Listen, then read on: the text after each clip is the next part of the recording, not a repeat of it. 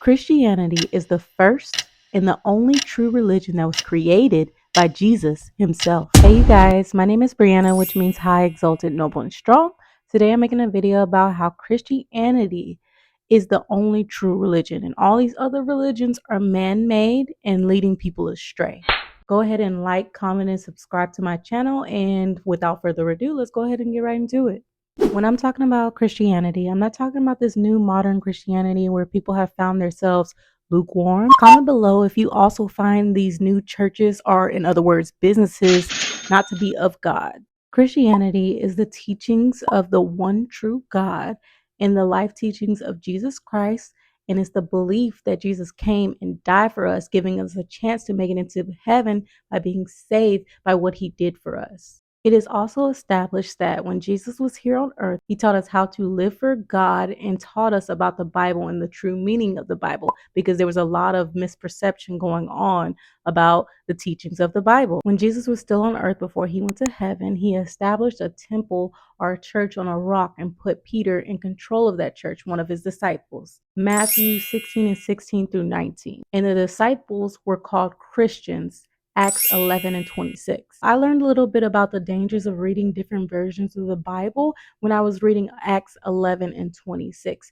Although it's like little changes that are different in the versions, these little changes can lead people astray.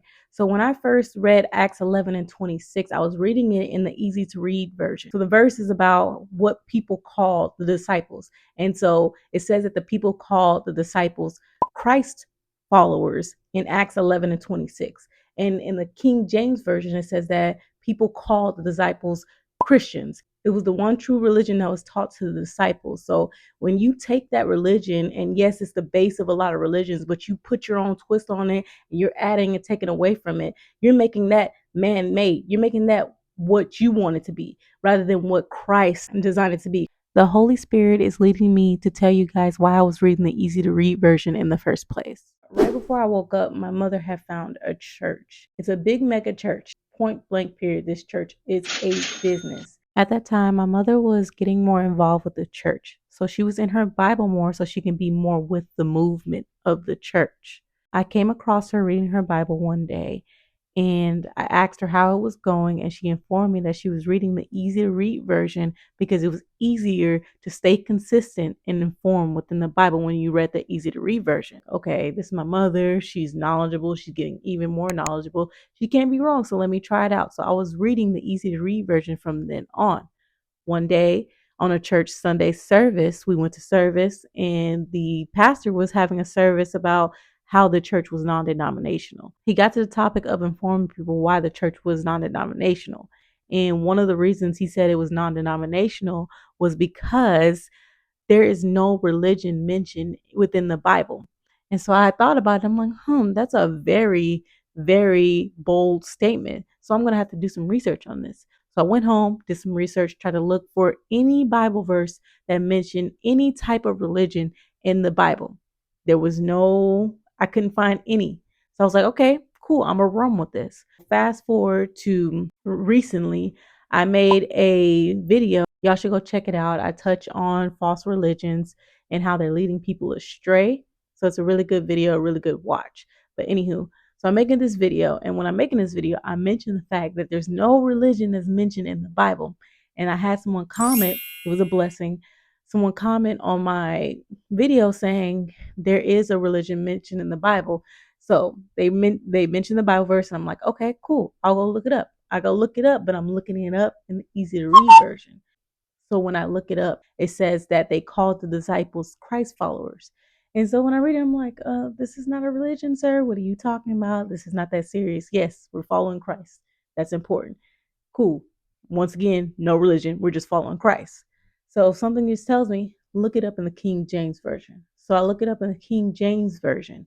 And when I do that, it says they called the disciples Christians. How important. I also that day, I go back and I refer to a few scriptures that I find important. Defer them between the easy to read version and the King James Version. There was differences there, y'all. So it's dangerous with this easy to read stuff. It's best to have it in the King James Version and just do your research. I refer to myself personally as a Christian, but I also refer to myself as a Christ follower because I believe that my faith, my walk with God doesn't stop at religion. I want to build the best relationship with Jesus Christ. I feel like the Christianity that we have today is being watered down, and they're creating a lot of loopholes in it that is corrupting the religion. I believe that the religion itself, what the base of the religion is, what the true belief system of Christianity is correct. But people are changing it and corrupting it and perverting it to where it's not as godly as it should be. When you are walking with God and your focus is building a relationship with Him, there's more that comes with it. A lot of people that are just marking themselves as Christians don't even get the blessing of truly knowing what the Holy Spirit is, how it communicates with us, and how it teaches us the Bible even today. You guys, I read my Bible with the Holy Spirit. It teaches me as I'm reading my Bible, and the Holy Spirit teaches me as I'm out in everyday life, teaching me what to do and what not to do.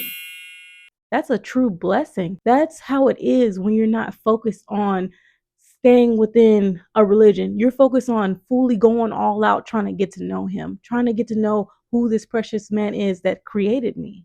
What it means to wake up is that you're waking up and walking with the Spirit and allowing the spirits to really open your eyes to see more that just makes you automatically wise. And I want to say that people get being smart and being wise mixed up. Being smart is knowing a lot of things about school, science, math. But when you're wise, you know people, you know how the world works, you know about the earth and the way that God created it and His creations and the beauty of life, the beauty of people, the beauty of why God did all of this.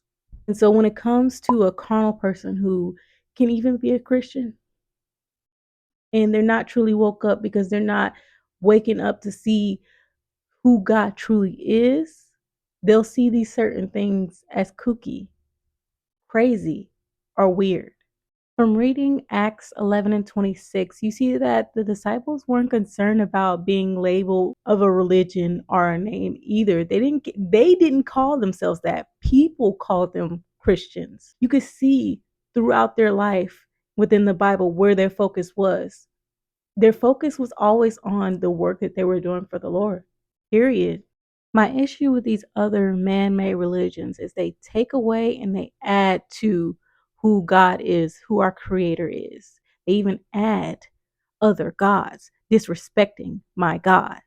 And what really hurts my heart is when they take Jesus out of the equation, because Jesus is the reason why a lot of us are able to be saved in the first place. He's the only reason why a lot of us will be able to make it into heaven. And Jesus says this himself in John 14 and 6. Period. I've always been a Christian my whole life. My family was Christian, so I grew up Christian, but I only woke up a year and a half ago. And I can honestly say there's the ability to turn back, but there's no ability for me to turn back and go back to my old ways. I have wisdom. I have discernment. I have been blessed. I have gifts. I can't go back when I was a normal Christian or just a Christian and I wasn't seeking the relationship. I was seeking the religion. I came to the Lord many a times and fell many times and went back to my regular life. But now that I have the Holy Spirit, now that I'm on this narrow path, it's hitting different. I want this relationship with God bad. I want to make it into heaven. It's so crazy because long suffering. I made a new short about long suffering too. Y'all should go check that out. But long suffering has everything to do with being on earth and being wise through the Holy Spirit and knowing so much and being around enemies because they're not woke as well. What makes it even more sad is the fact that you got this beautiful gift of knowing God and you want to share with others, but no one seems to care. You see somebody suffering from their demons, but they don't want to let their demons go so they can take away the suffering. Long suffering. They'll rather suffer with the devil, and suffering with the devil is different from suffering God. Suffering God, you still gonna have joy, you still gonna have peace. Suffering with the devil, there's no joy, there's no peace, there's no true happiness. The closer I get to God, the more that I realize a lot of these godly people are not really of God and don't know Him. The more I read the Bible, the more I realize that that book is alive and how it should be followed like a game plan. God is powerful enough to bring a book of instructional love notes through generations. He does everything for a reason. We are not meant to only follow parts of that beautiful book due to the current generation that we're in, but instead use that book as a form of communication of wisdom to create the best version of ourselves. Don't put God on the same level as humans, thinking that He's restricting you from doing something to make you miserable.